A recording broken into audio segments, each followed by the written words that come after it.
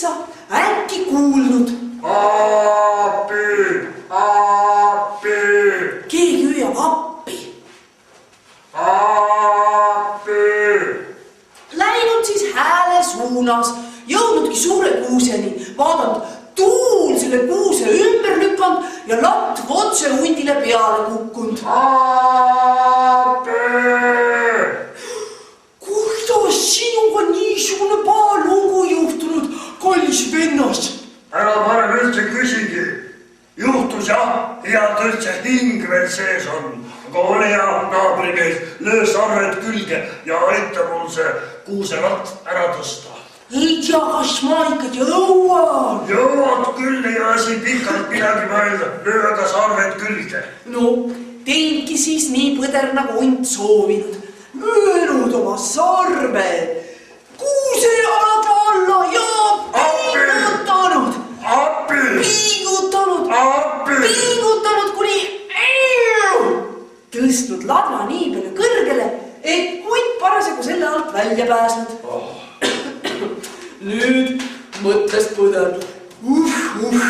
Olen ikka tõesti tugev ja tahtis sarvi hõõrutades minema kõndida.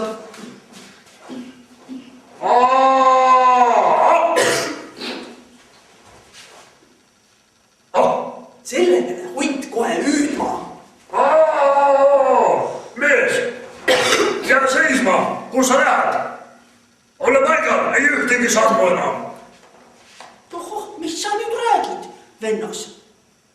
Mis siin ikka rääkida on? Sina oled minu jahisaak. Kuula nüüd iseennast ka. Äsja just päästsin su surma suust. Ja ei ole mitte midagi. Mina söön su ära, niimoodi on ette nähtud. Tõmban naha üle kõrvaga. See ei lähe kohe mitte. Läheb küll. See ei lähe kohe mitte. Kuidas nii, lükka kahvli kõhtu. Kuula nüüd ise ka, mis sa räägid. See ei lähe kohe mitte. Vaidlesid ja jõudnudki kokkuleppele. Kuidas niimoodi? Mis sa kõhid mu peale? Tõmban su naha üle kõrvaga. Nii. Saba lükkanud ja alga vahel. No ja muudkui vaidlesid. Lõpuks põder ütles. Otsime kellegi kolmanda. See on hea mõte. Otsime ja kellegi kolmanda. Oli hunt kohe nõus, sest ta arvas, et äkki leiab veel mõne looma, kellel hambad sisse lüüa. Läbe. Kõndisid.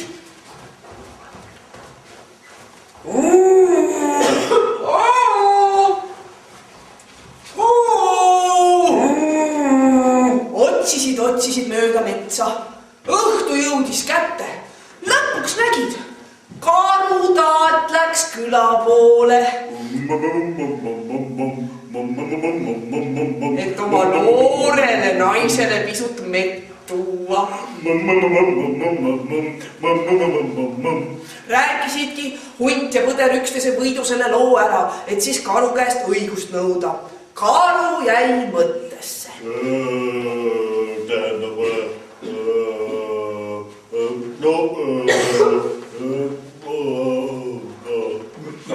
Ja ütles siis. Mina ei oska selle asja kohta ei musta ega valget kosta, ei nii ega teistpidi öelda. Ma arvan, me peaksime minema sündmuskohta tagasi ja asja üle sügavalt järele mõtlema. Hunt ja põder olid sellega kohe nõus. Mindigi sündmuskohale tagasi.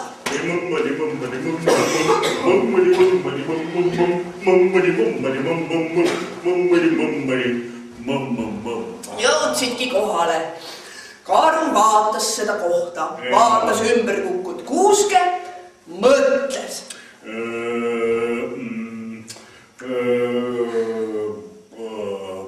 Ütles siis äkki.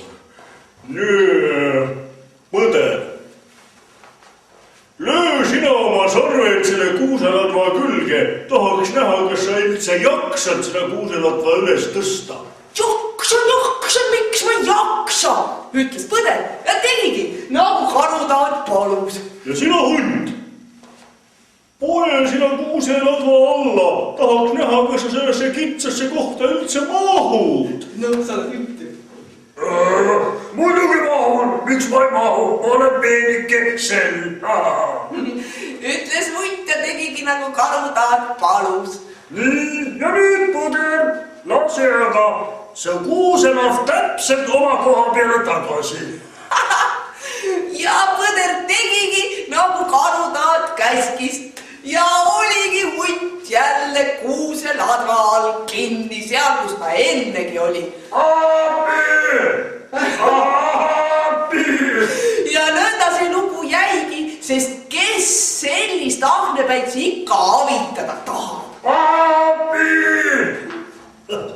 Ja kui te mõnikord metsa lähete ja kuulete kedagi appi hüüdmas, siis te teate, see on hunt, kes siiamaani seal kuuseladva all sipleb.